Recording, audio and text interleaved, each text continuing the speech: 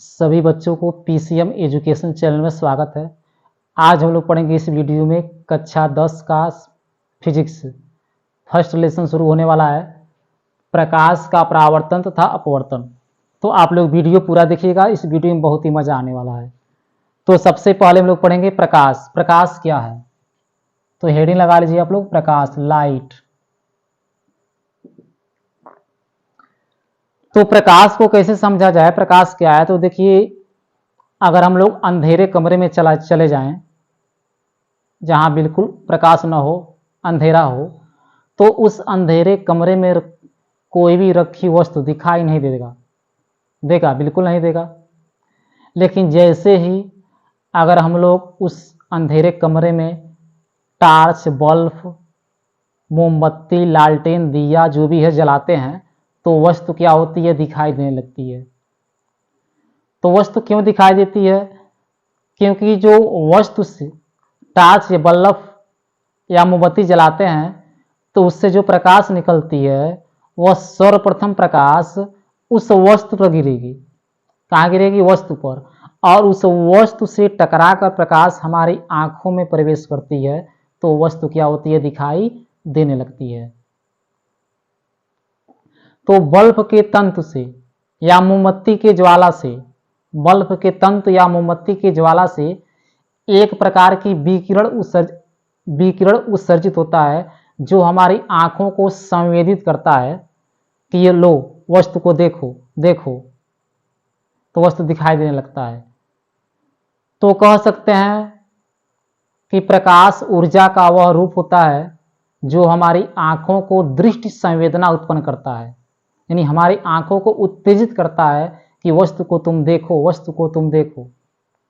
तो प्रकाश ऊर्जा का वह रूप होता है जो हमारी आंखों को दृष्टि संवेदना उत्पन्न करता है, जिसकी सहायता से वस्तु हमें दिखाई देती है। तो मान लीजिए कोई पूछ दिया आपसे कि प्रकाश क्या है, तो क्या बताइएगा?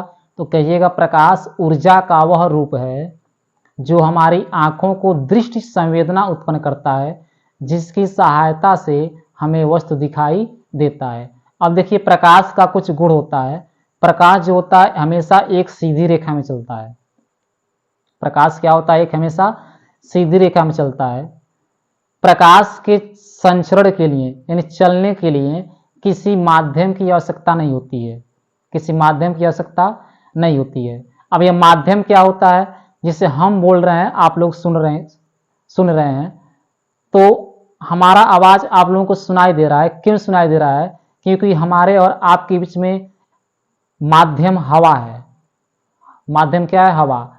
हवा के माध्यम से ही सुनाई दे रहा है, क्योंकि पहले हम जो बोल रहे हैं, हमारा जो ध्वनि है वह हवा में तरंगों के रूप में चलते हुए हमारे कानों में प्रवेश करता है, तो हमें आवाज सुनाई देता है। इसका बेस्ट एग्जाम्पल आप लोग समझ सकते हैं। अगर किसी व्यक्ति को मारुति में बंद कर दिया जाए और चारों तरफ से शीशा बंद कर दिया जाए, मारुति में बैठाकर चारों तरफ से शीशा बंद कर दिया जाए, अगर हम लोग बोलेंगे तो ना तो वह व्यक्ति सुनेगा और वह बोलेगा ना तो हम लोग सुनेंगे। तो क्यों नहीं सुनाई देता है? क्योंकि वहां पर हवा का आदान प्रदान रुक गया है। अंदर की हवा बाहर नहीं आ रही है, बाहर की हवा अंदर नहीं जा रही है। तो जब तक हवा अंदर से बाहर नहीं आएगा, बाहर से अंदर नहीं आएगा, तो आवाज सुनाई नहीं देगा। इसका मतलब क्या हुआ? तो इससे यह सिद्ध होता है कि हम लोग जो बोलते हैं सुनाई क्यों देता है? हवा का माध्यम। तो हवा एक क्या हो गया? सुनने का माध्यम हो गया। लेकिन प्रकाश के चलने के लिए किसी माध्यम की आवश्यकता नहीं होती है। प्रकाश जो होता है वह विद्युत चुंबकीय तरंगों के रूप में चलता है। प्रकाश निर्वात में प्रकाश की चाल 3 × 10⁸ मीटर प्रति सेकंड होता है। प्रकाश की जो तरंगदैर्घ्य होता है वो 3900 एंगस्ट्रॉम से 7800 एंगस्ट्रॉम के बीच होता है। तो यह था प्रकाश के गुण। तो एक बार और समझिए, प्रकाश क्या है? प्रकाश ऊर्जा का वह रूप है जो हमारी आंखों को दृष्टि संवेदना उत्पन्न करता है, जिसकी सहायता से वस्तु हमें दिखाई देती है। अब इसके कुछ गुण होते हैं, अभी हम बताए हैं। पहला गुण होगा कि प्रकाश एक सीधी रेखा में चलता है। दूसरा गुण होगा प्रकाश के संचरण के लिए किसी माध्यम की आवश्यकता नहीं होती है। प्रकाश जो होता है वह निर्वात में प्रकाश की चाल 3 × 10⁸ मीटर प्रति सेकंड होता है। प्रकाश विद्युत चुंबकीय तरंगों के रूप में चलता है। प्रकाश की तरंगदैर्घ्य 3900 एंगस्ट्रॉम से 7800 एंगस्ट्रॉम के बीच होता है। तो चलिए इसी बात को हम लिख दे रहे हैं यहाँ पे। तो लिखना क्या है कि प्रकाश क्या है, तो ये बताया गया प्रकाश ऊर्जा का वह रूप है। क्या लिखिएगा आप लोग, प्रकाश ऊर्जा का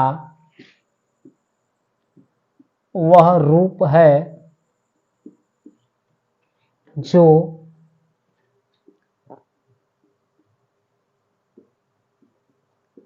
हमारी आंखों को दृष्टि संवेदना, जो हमारी आंखों को दृष्टि संवेदना उत्पन्न करता है, दृष्टि संवेदना उत्पन्न करता है, जिसकी सहायता से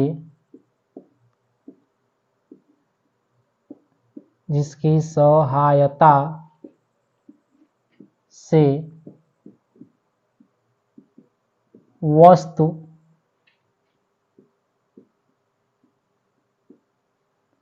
दिखाई देता है।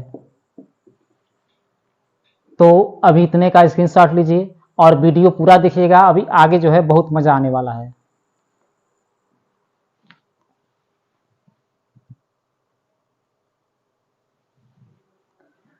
तो चलिए देखिए अब क्या पढ़ना है, प्रकाश के गुण पढ़ना है। तभी हम बता दिए हैं, बस इसे लिखवाना है। तो प्रकाश का पहला गुण देखिए क्या होगा, फर्स्ट गुण। तभी बताया गया है कि प्रकाश एक सीधी रेखा में चलती है। तो क्या लिखेंगे हम लोग कि प्रकाश एक सीधी रेखा में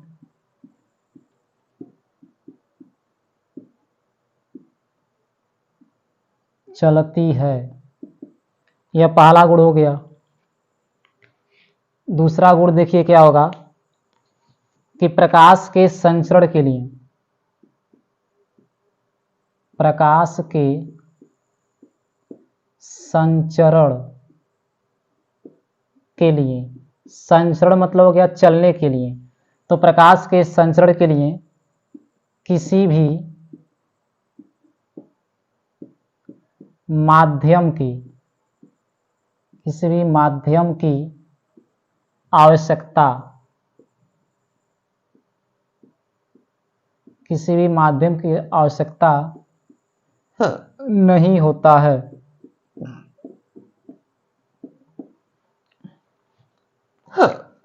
अब देखिए तीसरा गुण इसका क्या है कि निर्वात में प्रकाश की चाल,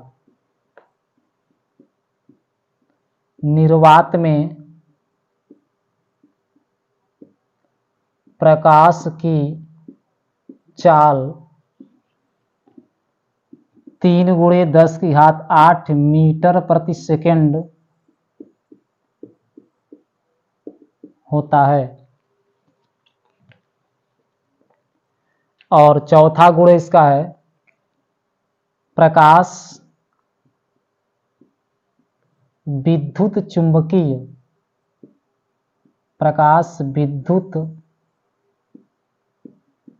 चुंबकीय तरंगों के रूप में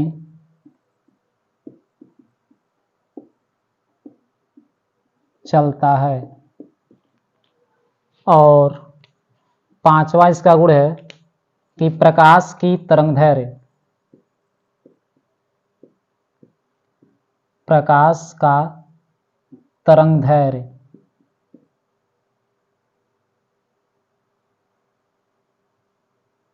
प्रकाश का तरंगदैर्घ्य 3900 एंगस्ट्रॉम से 7800 एंगस्ट्रॉम के बीच होता है। तो यह था प्रकाश के गुण। तो चलिए अभी इतने का स्क्रीनशॉट लीजिए।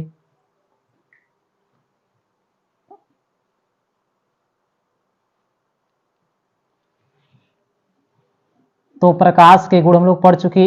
अब पढ़ना है प्रकाश का परावर्तन। क्या पढ़ेंगे हम लोग? प्रकाश का परावर्तन। ये प्रकाश का परावर्तन किसे कहते हैं? प्रकाश का परावर्तन है क्या? तो हेडिंग लगाइए प्रकाश का परावर्तन। हेडिंग क्या लगेगा? प्रकाश का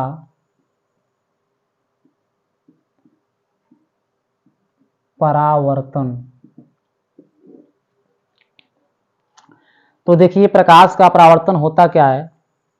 मान लीजिए कोई चिकना तल है, कोई चिकना पृष्ठ है या पालिशदार पृष्ठ है, तो जब किसी चिकने या पालिशदार तल पर प्रकाश गिरता है, जब किसी चिकने या पालिशदार तल पर प्रकाश गिरता है तो वह इस चिकने तल से टकराकर वापस लौट जाता है, वापस लौट जाता है, वापस लौट जाता है। तो इस घटना को कहते हैं प्रकाश का परावर्तन। यानी जब किसी चिकने और पालिशदार तल पर प्रकाश गिरता है तो उसका अधिकांश भाग इस चिकने तल से टकराकर वापस चला जाता है। इस घटना को क्या बोला जाता है? प्रकाश का परावर्तन। जिससे मान लीजिए कोई चिकना तल है, जब कोई प्रकाश किरण इस चिकने तल पर गिरता है तो इस चिकने तल से टकरा कर क्या होता है? वापस लौट जाता है। जब प्रकाश किसी चिकने तल पर गिरता है तो इस चिकने तल से टकरा कर क्या होता है? वापस लौट जाता है। तो इस घटना को कहा जाता है प्रकाश का परावर्तन। तो प्रकाश के परावर्तन समझ गए कि जब किसी चिकने और पालिशदार तल पर प्रकाश गिरता है तो उसका अधिकांश भाग इस चिकने तल से टकराकर वापस लौट जाता है। इस घटना को क्या बोला जाता है? प्रकाश का परावर्तन कहते हैं। तो इसका डेफिनेशन क्या बनेगा? डेफिनेशन ये होगा कि जब किसी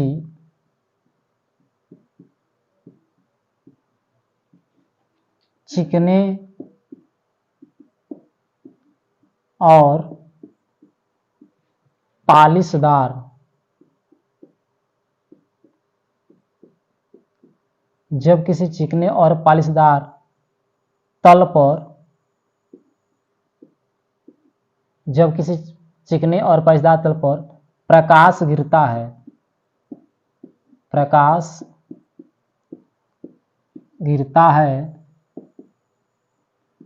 तो वह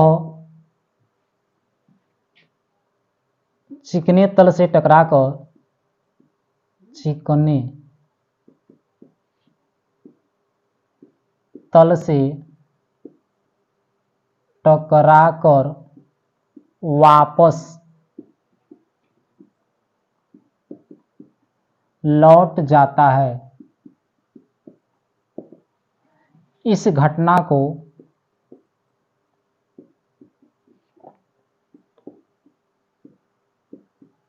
प्रकाश का परावर्तन कहते हैं। तो चलिए अब इतने का स्क्रीनशॉट लीजिए।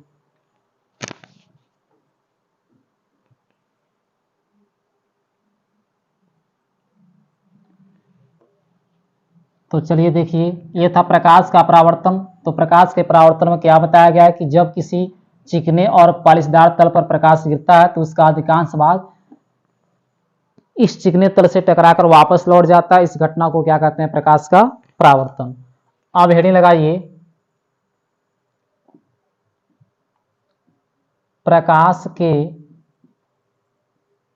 परावर्तन संबंधित, प्रकाश के परावर्तन संबंधित कुछ परिभाषाएं। तो प्रकाश के परावर्तन संबंधित कुछ परिभाषाएं। तो देखिए, मान लीजिए कोई चिकना तल है, या इसे समतल दर्पण भी मान सकते हैं, या समतल दर्पण मानिए या कोई चिकना तल मानिए, M1 और M2। यह क्या है? कोई समतल दर्पण है या चिकना तल है। जब इस पर प्रकाश से किरण गिरेगा तो इस चिकने तल से टकरा कर क्या होगा? वापस लौट जाएगा। मान लीजिए प्रकाश से किरण हुआ A, यह B और यह C हो गया। ए बी और सी। यह मान लीजिए पॉइंट ए हुआ, पॉइंट बी हो गया, पॉइंट सी हो गया। तो जब प्रकाश किसी चिकने तल पर गिरेगा तो उसका परावर्तन होगा, यानी वह चिकने तल से टकरा कर क्या होगा, वापस लौट जाएगा। तो अब देखिए यह प्रकाश की किरण यहां पर आ रही है, जो ए बी प्रकाश की किरण है, ए बी जो प्रकाश की किरण है वह दर्पण की इस चिकने तल की ओर आ रही है। तो आ रही है तो इसे कहा जाएगा आपतित किरण। आपतित मतलब आने वाली, तो यह हो गया आपतित किरण। और यह टकरा कर वापस जा रही है, वापस जा रही है तो इसे कहा जाएगा परावर्तित किरण। यह क्या हो गया, परावर्तित किरण। अगर बीच में हम लोग एक रेखा खींच देते हैं, यहां पे एक लंब डाल दिया जाए और इसे n मान लिया जाए तो यह कहलाता है अभिलंब। यह क्या कहलाएगा, अभिलंब। और यहां पर देखिए यह जो कोण बनता है इसे कहा जाता है आपतन कोण। क्या बोला जाता है, आपतन कोण, जिसे लिखा जाएगा आई से, स्मॉल आई। और यहां पर जो कोण बनता है इसे कहा जाता है परावर्तन कोण। क्या बोला जाता है, परावर्तन कोण, जिसे स्मॉल आर से लिखा जाता है। तो हम लोग परिभाषा किसका किसका पढ़ेंगे, ध्यान से सुनिएगा, मजा आएगा। आपतित किरण का परिभाषा पढ़ना है, परावर्तित किरण का परिभाषा पढ़ना है, आपतन कोण का परिभाषा पढ़ना है, परावर्तन कोण का परिभाषा पढ़ना है, अविलंब का परिभाषा पढ़ना है। और यहाँ पर जो बिंदु बी है, इस बिंदु बी को कहते हैं हम लोग आपतन बिंदु। क्या बोला जाता है, आपतन बिंदु बोला जाता है। तो आपतन बिंदु का भी क्या पढ़ना है, परिभाषा पढ़ना है। तो किसका किसका परिभाषा पढ़ना है, आपतित किरण का, परावर्तित किरण का, अविलंब का, आपतन बिंदु का, आपतन कोण का, परावर्तन कोण का। तो पहले हेडिंग क्या पड़ेगा, इसमें पहले हेडिंग पड़ेगा आपतित किरण। आपतित किरण। तो देखिए आपतित किरण क्या होता है, आप लोग कलम और कॉपी लेकर बैठिए, लिखते रहिए। हम लिखेंगे तो बहुत ज्यादा लंबा वीडियो हो जाएगा, सिर्फ हम बोलेंगे। तो आपतित किरण क्या होगा, यानी यह प्रकाश किरण आ रही है, किधर आ रही है, चिकने तल की ओर या समतल दर्पण की ओर, और यह प्रकाश किरण गिर रही है। यह प्रकाश किरण क्या हो रही है, गिर रही है। तो कह सकते हैं कि वह प्रकाश किरण, ऐसे कह सकते हैं कि चिकने तल पर गिरने वाली जो प्रकाश की किरण होती है, चिकने तल पर गिरने वाली प्रकाश की किरण को क्या कहा जाता है, आपतित किरण कहा जाता है। तो लिखते रहिए, क्या लिखिएगा कि चिकने तल पर गिरने वाली प्रकाश की किरण को आपतित किरण कहा जाता है। चिकने तल पर गिरने वाली प्रकाश की किरण को आपतित किरण कहा जाता है। चित्र में आपतित किरण क्या लिखिएगा, ए बी। तो चित्र में ए बी आपतित किरण है। दूसरा हेडिंग क्या पड़ेगा, परावर्तित किरण। तो इसमें क्या लिखना है कि चिकने तल से टकराकर वापस जाने वाली, देखिएगा वापस जा रहा है ना, चिकने तल से टकराकर वापस जाने वाली, चिकने तल से टकराकर वापस जाने वाली प्रकाश की किरण को परावर्तित किरण कहते हैं। चित्र में बी सी, क्या लिखिएगा, बी सी परावर्तित किरण है। नेक्स्ट हेडिंग क्या पड़ेगा, आपतन बिंदु। तो आपतन बिंदु किससे कहते हैं, ध्यान से सुनिएगा, बहुत ही अच्छे तरीके से बताया जा रहा है। आपतन बिंदु क्या है, देखिए यह है आपतित किरण और यह क्या है, परावर्तित किरण। यह क्या है, आपतित किरण और यह क्या है, परावर्तित किरण। दोनों दर्पण के बिंदु बी पर मिल रहे हैं। बिंदु किस पर मिल रहे हैं, बी पर। तो बोला क्या जाएगा कि आपतित किरण, परावर्तित किरण, आपतित किरण, ध्यान से देखिए, आपतित किरण, परावर्तित किरण, आपतित किरण, परावर्तित किरण दर्पण के जिस बिंदु पर मिलते हैं, आपतित किरण, परावर्तित किरण दर्पण के जिस बिंदु पर मिलते हैं, आपतित किरण परावर्तित किरण दर्पण के जिस बिंदु पर मिलते हैं उससे क्या बोला जाता है? आपतन बिंदु कहा जाता है। क्या बोला गया है कि आपतित किरण परावर्तित किरण दर्पण के जिस बिंदु पर मिलते हैं उसे आपतन बिंदु कहते हैं। चित्र में बिंदु बी क्या है? आपतन बिंदु है। तो क्या लिखिएगा कि आपतित किरण परावर्तित किरण दर्पण के जिस बिंदु पर मिलते हैं उसे आपतन बिंदु कहते हैं। चित्र में बिंदु बी क्या है? आपतन बिंदु है। क्लियर हुआ? नेक्स्ट हेडिंग क्या लिखिएगा? आपतन कोण। तो आपतन कोण का डिफिनेशन क्या होगा? देखिएगा, यह आपतित किरण है, यह क्या है? अभिलंब है। आपतित किरण है, यह क्या? अभिलंब है। तो आपतित किरण और अभिलंब के बीच बने कोण को क्या बोला जा रहा है? ध्यान से सुनिए। आपतित किरण और अभिलंब, यह अभिलंब है, यह आपतित किरण है, इन्हीं के बीच में तो कोण बन रहा है ना। तो आपतित किरण और अभिलंब के बीच बने कोण को क्या कहते हैं? आपतन कोण। तो क्या लिखिएगा? लिखते रहिए, आपतित किरण तथा अभिलंब के बीच बने कोण को क्या कहते हैं? आपतन कोण कहते हैं। इसे स्मॉल आई से प्रदर्शित करते हैं। नेक्स्ट हेडिंग क्या लिखिएगा? परावर्तन कोण। तो परावर्तन कोण में क्या लिखिएगा? जैसे यहाँ पर लिखा गया है कि परावर्तित किरण तथा अभिलंब, क्योंकि इन दोनों के बीच में कोण बन रहा है परावर्तन कोण। तो क्या लिखना है कि परावर्तित किरण तथा अभिलंब के बीच बने कोण को क्या कहते हैं? परावर्तन कोण कहते हैं। परावर्तित किरण तथा अभिलंब के बीच बने कोण को क्या कहते हैं? परावर्तन कोण कहते हैं। इसे स्मॉल आर से प्रदर्शित करते हैं। अब बचा अभिलंब। तो नेक्स्ट हेडिंग क्या लिखिएगा? अभिलंब। तो अभिलंब किसे कहते हैं? ध्यान से सुनिए, आपतन बिंदु पर खींचा गया लंब। क्या बोला गया है? आपतन बिंदु पर खींचा गया लंब। एक लंब रेखा है, सीधा रेखा है ना, बिंदु बी पर खींचा गया है। तो आपतन बिंदु पर खींचा गया लंब क्या कहलाता है? अभिलंब कहलाता है। यानी आपतन बिंदु पर खींचा गया लंब क्या कहलाएगा? अभिलंब कहलाएगा। चित्र में लिख लीजिएगा, बीएन। बीएन क्या है? अभिलंब है। चित्र में बीएन क्या है? अभिलंब है। तो यह था प्रकाश के परावर्तन संबंधित कुछ परिभाषाएं। तो किसका किसका परिभाषा हम लोग पढ़े? आपतित किरण का, परावर्तित किरण का, आपतन कोण का, परावर्तन कोण का, अभिलंब का और आपतन बिंदु का, सब परिभाषा बता दिया गया। अब पढ़ना है प्रकाश के परावर्तन के नियम। क्या पढ़ेंगे हम लोग? प्रकाश के परावर्तन के नियम। तो हेडिंग बनेगा प्रकाश के परावर्तन के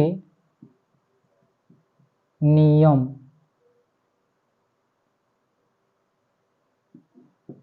तो इसके दो नियम होते हैं। लिख सकते हैं कि इसके दो नियम होते हैं। पहला क्या होगा? सुनिएगा, लिखते रहिएगा, लिखेंगे नहीं वीडियो बहुत लंबा हो जाएगा लिखते लिखते। तो इसके दो नियम होंगे। पहला नियम क्या होगा? ध्यान से सुनिए, चित्र देखिए, यह है आपतित किरण, यह क्या है? परावर्तित किरण और आपतन बिंदु पर अभिलंब। तीन हुए। कौन कौन सा? आपतित किरण, परावर्तित किरण और आपतन बिंदु पर अभिलंब। आपतित किरण, परावर्तित किरण और आपतन बिंदु पर अभिलंब तीनों एक ही तल में होते हैं। देखिए, आपतित किरण, परावर्तित किरण और आपतन बिंदु पर अभिलंब तीनों क्या हैं? तीनों जो है एक ही तल में है। तो पहला नियम क्या होगा इसका? तो पहला नियम लिखिए, क्या बोलेंगे? आपतित किरण कामा का चिन्ह लगाइए, आपतित किरण कामा परावर्तित किरण तथा आपतन बिंदु पर अभिलंब तीनों एक ही तल में स्थित होते हैं। तो यह पहला नियम हो गया। दूसरा नियम देखिए क्या है? दूसरा नियम यह है कि आपतन कोण परावर्तन कोण के बराबर होता है। दूसरा नियम क्या है इसका? आपतन कोण परावर्तन कोण के बराबर होता है। यानी प्रकाश के परावर्तन का दूसरा नियम क्या है? कि आपतन कोण परावर्तन कोण के बराबर होता है। अर्थात लिख लीजिएगा कि कोण आई बराबर हो जाएगा कोण आर। तो पहला नियम क्या लिखिएगा? फिर से बता रहे हैं, कि आपतित किरण, परावर्तित किरण तथा आपतन बिंदु पर अभिलंब तीनों एक ही तल में होते हैं।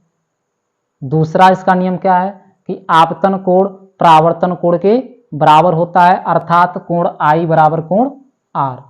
तो चलिए अभी इतने का स्क्रीनशॉट लीजिए।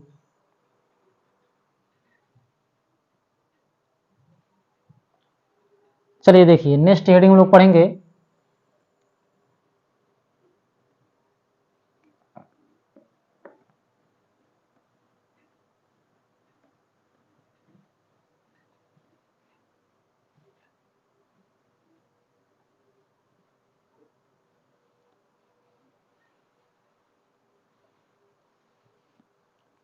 तो प्रकाश क्या है, प्रकाश समझ गए।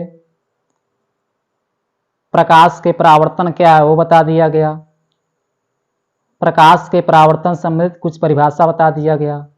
प्रकाश के परावर्तन के नियम बता दिया गया। वीडियो बहुत लंबा ना हो जाए इसलिए हम लोग यहीं पर स्टॉप करते हैं। नेक्स्ट वीडियो में जो कि बहुत ही महत्वपूर्ण होने वाला है हेडिंग गोलीय दर्पण, क्या पढ़ेंगे हम लोग, गोलीय दर्पण पढ़ेंगे। बहुत ही अच्छे तरीके से समझाया जाएगा, जैसे यहाँ पर आप लोगों को समझ आया होगा वैसे उससे अच्छे तरह से गोलीय दर्पण जब पढ़ाएंगे तो वह समझ आएगा और वह कभी जीवन में नहीं भूलेगा। तो गोलीय दर्पण वाला वीडियो हम लोग इसके बाद वाला जो लोग मिलेगा आप लोग से जरूर पढ़िएगा। वो इस तरीके से बताएंगे कि आप लोगों को कभी जिंदगी में भूलेगा नहीं कि गोलीय दर्पण किसे कहते हैं, कितने प्रकार का होता है। तो बस आज की वीडियो में बस इतना ही। धन्यवाद।